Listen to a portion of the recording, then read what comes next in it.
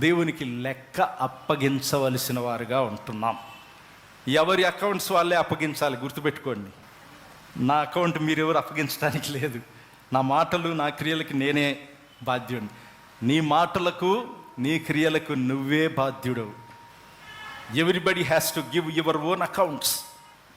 ఏం అకౌంట్స్ అంటే, దేవుడు నీకు ఇంత మంచి జీవితం ఇస్తే నీవు దేవుని కొరకు జీవించకుండా వ్యర్థం చేసిన సమయాన్ని గురించి, వ్యర్థం చేసిన ధనాన్ని గురించి, వ్యర్థం చేసిన టాలెంట్స్ని గురించి ప్రతి ఒక్కరం లెక్క చెప్పాలి.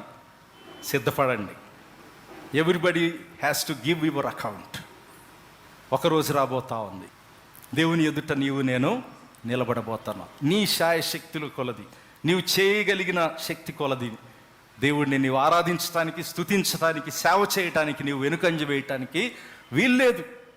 అది మనుషులు చూసినా చూడకపోయినా నువ్వు డోంట్ కేర్. మనుషులను లెక్క చేయొద్దు, దేవుడికి లెక్క చెప్పు. దేవుడు చూస్తూ ఉన్నాడు. దేవుని కొరకు సేవ చేయి. తీర్పు తీర్చడాన్ని మనము అవాయిడ్ చేయడం మంచిది. మొదటిది, యేసుక్రీస్తు ఎదుట, న్యాయపీఠం ఎదుట అందరూ ప్రత్యక్షం కాబోతా ఉన్నాం.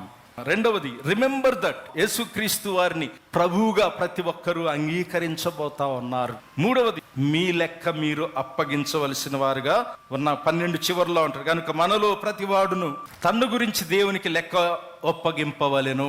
తన్ను గురించి దేవునికి లెక్క అప్పగించాలి. ఎవరి గురించి వాళ్ళే లెక్క అప్పగించాల్సిన వారుగా ఉంటూ ఉన్నారు. అండ్ ఫైనల్లీ, తీర్పు తీర్చడాన్ని అవాయిడ్ చేయటము మంచిది.